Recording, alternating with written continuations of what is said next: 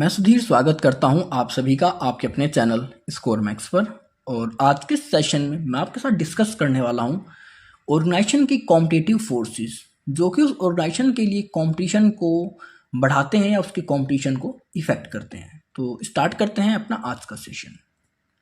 So competitive forces, so any organization can only be successful if it has the ability to formulate and effective strategy. तो आज के time में कोई भी organisation है वो तभी सक्सेसफुल हो सकता है जब उसके पास एबिलिटी हो कि वो एक एफिशिएंट और एक इफेक्टिव स्ट्रेटजी को बना सके। अब आप इस स्ट्रेटजी को बनाओगे कैसे? आपको इसके बनाने के लिए बहुत सारी इंफॉर्मेशंस की रिक्वायरमेंट होती है। So this can be done by collecting all the relevant informations about competitors and evaluate them to formulate their own strategy. तो यहाँ पर हमें रिक्वायरमेंट होती है कि हमारा कॉम्पिटिटर कौन है, उसकी स्ट्रेंथ क्या है, वीकनेस क्या है, वो किस तरह की स्ट्रेटजीज का यूज़ कर रहा है, उसकी सेल्स कितनी है, प्रॉफिट कितनी है। मतलब ये सारी इंफॉर्मेशन हमें चाहिए होती हैं एक इफेक्टिव और एफिशिएंट स्ट्रेटजी को बनाने के लिए।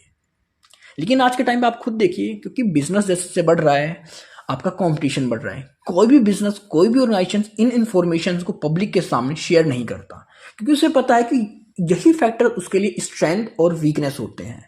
अगर कॉम्पिटिटर को इनके बारे में पता लग गया तो वो इन्हीं का बेनिफिट उठाकर उससे कम्पीट करेगा। तो हर ऑर्गेनाइजेशन इन इंफॉर्मेशन को टॉप सीक्रेट ही रखता है अपनी। So it is been witnessed in many cases that identifying the competitors is quite difficult as number of organizations have divisions which compete in different industries, which means that our business are diversified। और उसके साथ ही साथ आज के time पे जो भी जितनी भी इंडस्ट्रीज हैं वो एक साथ मल्टीपल प्रोडक्ट के अंदर डील करती हैं। हर किसी के लिए उन्हें अलग अलग डिविजन्स हैं, अलग अलग इंडस्ट्री हैं, और हर इंडस्ट्री का एक अलग मॉडल होता है, अलग कह सकते हैं स्ट्रेटजीज होती हैं। तो एक दूसरे को compete करने के लिए उसकी स्ट्रेटजीज को एनालाइज कर पाना इतना आसान नहीं है। लेकिन आज के टाइम पे जैसे जैसे आपकी टेक्नोलॉजी बढ़ रही है, कंपनीज की इंफॉर्मेशन भी आपको इजीली अवेलेबल हो जाती हैं आपके इंटरनेट के ऊपर। तो इंटरनेट कह सकते हैं एक मेजर सोर्स हो गया इस टाइम पे किसी भी कॉम्पिटिटर की इंफॉर्मेशन को कलेक्ट करने के लिए। अब जब आपके पास कॉम्पिटिटर की इंफॉर्मेशन है तो कहीं ना कहीं ये चीज़ इंक्रीज कर रही है हमारे इंडस्ट्री के कॉम्पिटिशन को। तो हम यहाँ पर वन बाय वन उन फोर्सेस को देखेंगे जो आपके इस कॉम्पिटिटर को एनहेंस कर रही हैं। So forces which are important for a competitive analysis। तो सबसे पहली फोर्स क्या है? Strength of the competitor. Strength आप खुद देखिए, अगर आपके सामने वाले की स्ट्रेंथ का आपको पता लग जाए तो आप उसको इजीली ब्रेक कर सकते हैं, उसको इजीली compete कर सकते हैं। लेकिन अगर आपको उसकी स्ट्रेंथ के बारे में नहीं पता कि वो बिजनेस में सक्सेस क्यों हो रहा है या किस तरह वो इतना प्रॉफिट अर्न कर रहा है, तो उस कंडीशन में आप कभी भी उसको फेस नहीं कर पाओगे, उससे compete नहीं कर पाओगे।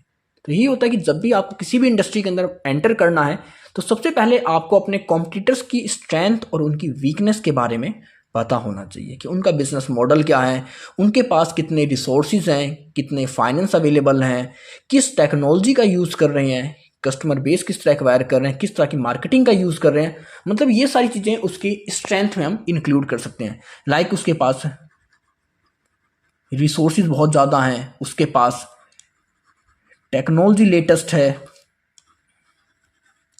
उसके पास स्किल वर्कर हैं, उसके पास बहुत ज़्यादा फंड्स अवेलेबल हैं। मतलब सबसे पहले आपको उसकी स्ट्रेंथ के बारे में पता करना होगा, पहली फोर्स है। नेक्स्ट आती है वीकनेस ऑफ द कॉम्पिटिटर। तो सेकंड वन क्या है आपकी? वीकनेस। अब कोई भी कॉम्पिटिटर है, चाहे वो कितना भी सक्सेसफुल बिजनेसमैन हो, लेकिन हर किसी की कुछ ना कुछ वीकनेस होती है। तो आपको अपने कॉम्पिटिटर की वीकनेस को पता करना है। वीकनेस कुछ भी हो सकती है। हो सकता है वो इनोवेशन पर वर्क ना करता हो सकता है उसके बिजनेस का जो इन्वायरमेंट है वो अच्छा ना हो सकता है उसने गवर्नमेंट के रूल्स रेगुलेशंस को फॉलो ना करे हों। मतलब कोई भी फैक्टर ऐसा हो सकता है जो कि आपके कॉम्पिटिटर को डाउन करने में आपकी हेल्प करे। तो आपको अब अपने कॉम्पिटिटर की वीकनेस को ढूंढना है कि उस वीकनेस से किस तरह एडवांटेज आप अपने बिजनेस को ग्रो करने में, अपने आप को कह सकते हैं एक्सपेंड करने में कर सकते हैं। अब नेक्स्ट है आपका objectives and strategies of competitor. तो आपके ऑब्जेक्टिव्स क्या है कॉम्पिटिटर्स के? मतलब फाइनल क्या अचीव करना चाहता है आपका कॉम्पिटिटर और किस तरह की स्ट्रेटजीज को बिल्ड कर रहा है उस फाइनल ऑब्जेक्टिव को अचीव करने के लिए, इसका आपको पता होना चाहिए। क्योंकि जब आपको अपने कॉम्पिटिटर की स्ट्रेटजीज के बारे में पता होता है ना, तो आप एक बेटर आउटपुट, बेटर स्ट्रेटजी को अपने लिए तैयार कर सकते हैं। क्योंकि आपको पता है कि अगर कोई स्पेसिफिक कंडीशन आई तो आपका कॉम्पिटिटर क्या करेगा, तो कहीं ना कहीं उसके अंदर आपको वीकनेस ढूंढनी पड़ेगी कि जो उसकी स्ट्रेटजी है उससे बेटर हम क्या कर सकते हैं।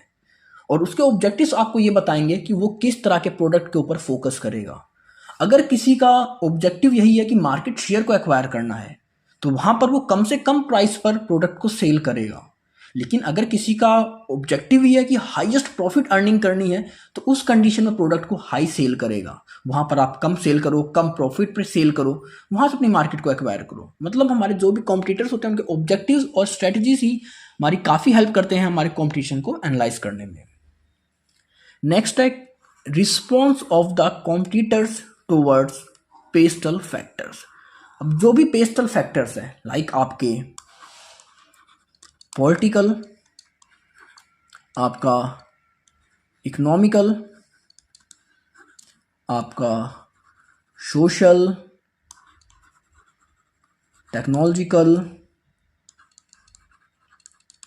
इन्वायरमेंटल एंड लीगल, तो इन सभी फैक्टर्स के ऊपर आपके कॉम्पिटिटर किस तरह रिस्पॉन्ड कर रहे हैं। हो सकता है आपका कॉम्पिटिटर बहुत अच्छे प्रोडक्ट बनाता हो, लेकिन वो वहाँ पर इन्वायरमेंट को फोकस ना कर रहा हो, तो ये आपके लिए एक एडवांटेज हो जाएगी कि उसके प्रोडक्ट में कोई भी ऐसी सस्टेनेबिलिटी नहीं है, इको फ्रेंडली उसके प्रोडक्ट नहीं है। तो आपको वहाँ पर इस तरह फोकस करना है कि उसने जिस पेस्टल फैक्टर को इग्नोर करा है, आप उसको यूज करो, उसका एडवांटेज उठाओ, उसकी वजह से अपने प्रोडक्ट में कुछ डिफरेंशिएशन लेके आओ। हो सकता है उसने इकोनॉमिकल फैक्टर्स को इग्नोर कर दिया हो, सारे प्रोडक्ट की वैल्यू उसने इलाइट ग्रुप के लिए बना दी हो, उसने लोअर ग्रुप को छोड़ दिया हो, कह सकते हैं आपकी जो मिड फैमिली होती है, मिड इकोनॉमिक फैमिली होती है, उनको इग्नोर कर दिया हो। तो आपको देखना होगा कि हमारा कॉम्पिटिटर कितने तरीके के, मतलब जो भी पेस्टल फैक्टर्स हैं उनके हिसाब से किस तरह रिस्पॉन्ड कर रहा है, और जिन फैक्टर्स को वहां पर इग्नोर कर रहा है वो आपके लिए किस तरह बेनिफिशियल हो सकते हैं, या फिर जिनके साथ वो रिस्पॉन्ड कर रहा है वहां पर क्या ग्लिचेस हैं, कौन सी ऐसी कॉन्फ्लिक्ट्स हो सकती हैं जो आपकी ऑर्गेनाइजेशंस को एक बेटर स्ट्रेटजी बनाने में आपकी हेल्प करता है। नेक्स्ट है vulnerability of the competitors through the alternate strategies of other organisations.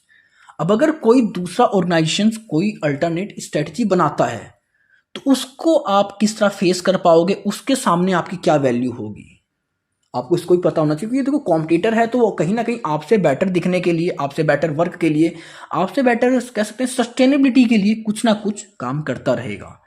तो वो किस हद तक सही है और वो आपको किस हद तक नुकसान पहुंचाएगी, या किस तरह आप उसका फेस करोगे, जो भी आपके कॉम्पिटिटर्स की अल्टरनेट स्ट्रेटजीज बनाता है वो। और नेक्स्ट होता है कि vulnerability of the organizations to their alternate strategies. अब आपकी जो खुद की अल्टरनेट स्ट्रेटजीज हैं उनके हिसाब से आप कितने वल्नरेबल हो, मतलब आप कितना उसको सक्षम हो उस चीज को अचीव कर पाने के लिए, वहां पर अपने प्रॉफिट को इंक्रीज कर पाने के लिए। अब नेक्स्ट आपका trend of the sales and profit ranking of the major competitors in the industry, कि इंडस्ट्री के अंदर जो भी मेजर कॉम्पिटिटर्स हैं उनका सेल्स और प्रॉफिट का क्या ट्रेंड शो कर रहा है। अब हमने देखा अगर कोई मेजर कॉम्पिटिटर है और उसका सेल्स या प्रॉफिट कंटिन्यू डिक्लाइन हो रहा है, मतलब मार्केट के अंदर कहीं ना कहीं कस्टमर शिफ्ट हो रहे हैं किसी दूसरे सब्स्टिट्यूट के ऊपर, दूसरी मार्केट के ऊपर, तो अब हमें ये देखना है कि उसका रीजन क्या है उसके डिक्लाइन होने का, उसकी उस ट्रेंड को शो करने का।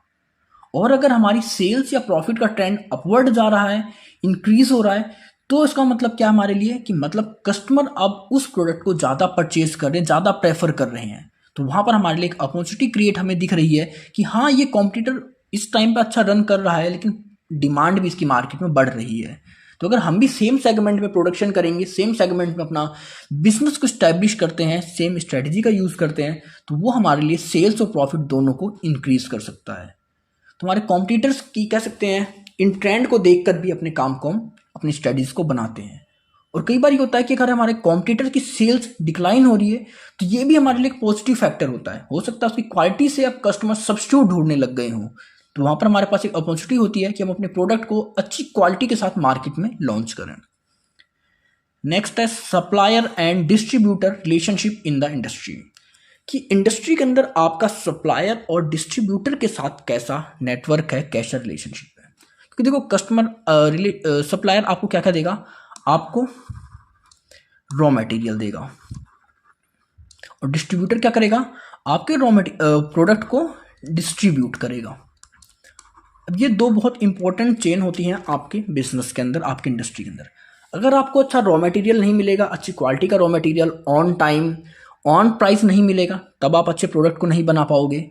और अगर आपका डिस्ट्रीब्यूटर अच्छा नहीं है, मतलब आपके प्रोडक्ट कस्टमर तक पहुंच नहीं रहे हैं, तो उस कंडीशन में भी आप कितना ही प्रोडक्शन कर लो, आप प्रॉफिट गेन नहीं कर पाओगे। तो इन दोनों के साथ एक हेल्थी रिलेशनशिप होना चाहिए आपका इंडस्ट्री के अंदर। अगर इन दोनों के साथ आपका एक हेल्थी रिलेशन है, एक अच्छा रिलेशन इस्टेब्लिश कर रखा है आपने इंडस्ट्री के अंदर सप्लायर और डिस्ट्रीब्यूटर के साथ, तो आपको ऑन टाइम अच्छे क्वालिटी के प्रोडक्ट कम प्राइस पर मिलेंगे, वहाँ प्रॉफिट हो गया आपके लिए, आपकी कॉस्टिंग कम होएगी। और अगर आपके डिस्ट्रीब्यूटर अच्छे हैं तो आपके प्रोडक्ट को जल्दी से जल्दी वो आपकी इंडस्ट्री से लेकर कस्टमर तक पहुँचाएंगे। तो कहीं ना कहीं जो एक टाइम गैप होता है आपके सेल्स का, वो कम होने लगेगा, आपकी सेल्स बढ़ेगी और आपका प्रॉफिट जो इंक्रीज होगा। नेक्स्ट आपका threat to the competitors due to substitute product और सर्विसेज। अब जैसे जैसे मार्केट के अंदर कंपटीशन बढ़ता है तो आपके सब्स्टिट्यूट भी आने लग जाते हैं, और जब सब्स्टिट्यूट आएंगे तो कहीं ना कहीं वो थ्रेट का काम करते हैं आपके लिए या आपके कॉम्पिटिटर के लिए। क्योंकि अगर सब्स्टिट्यूट आ रहा है तो मार्केट शेयर तो उतना ही है, कस्टमर बेस उतना ही है, लेकिन कहीं ना कहीं अब जो टोटल कस्टमर बेस था वो आपके अब टोटल सब्स्टिट्यूट के अंदर डिवाइड होने लग जाएगा। एग्जाम्पल पे आप मोबाइल फोन अगर हम स्टार्टिंग देखें कि मोबाइल फ़ोन की कहाँ से हुई, तो इसको इन्वेंट किसने किया था, जो स्टार्टिंग मार्केट थी इसकी वो मोटरोला ने स्टार्ट करी थी, मोटरोला। लेकिन धीरे धीरे आपके थ्रेट्स आने लगे, आपके सब्स्टिट्यूट आने लगे, लाइक आपका सैमसंग, आपका शियोमी, आपका एप्पल, आपका नोकिया, मतलब बहुत सारे सेगमेंट कॉम्पिटिटर सब्स्टिट्यूट के साथ मार्केट में आने लगे, अपनी प्रोडक्ट सर्विस देने लगे।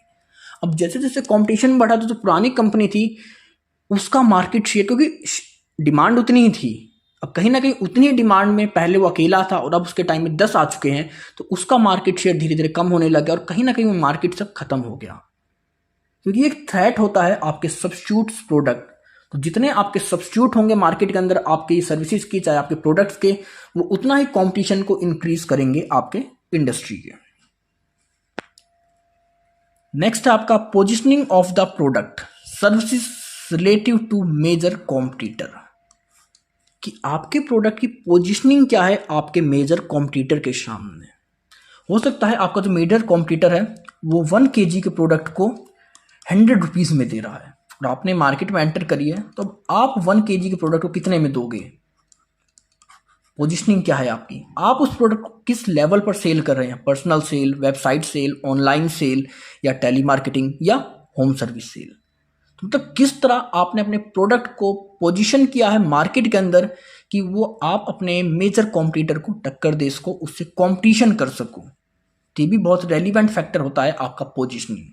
पोजीशनिंग बेसिकली आप अपने प्रोडक्ट को मार्केट में किस तरह पोजीशन करो कि वो आपके कॉम्पिटिटर से अलग दिखे, उससे बेटर दिखे, जो कि कस्टमर्स को अट्रैक्ट करे अपनी ओर उसे परचेज करने के लिए।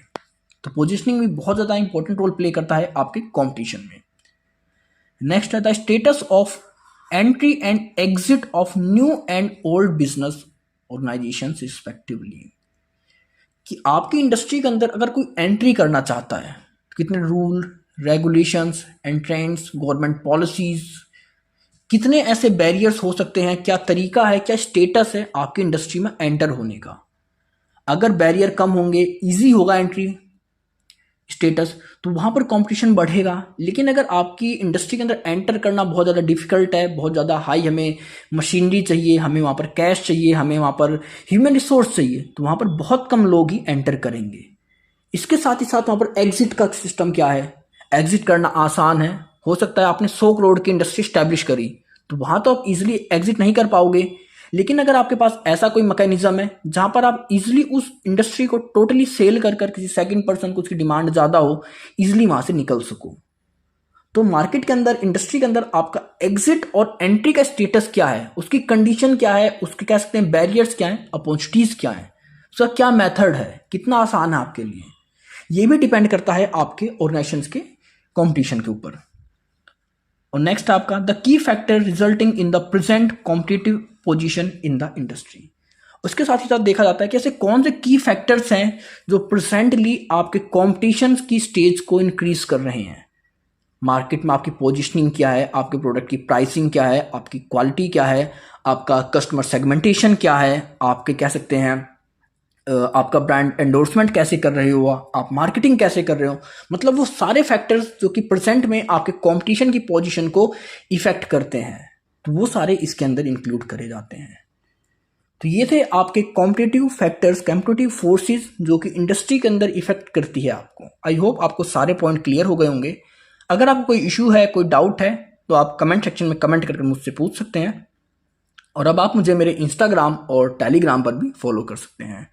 तो ऐसी और वीडियोस, ऐसे और टॉपिक्स के लिए stay tune, stay connected with score max.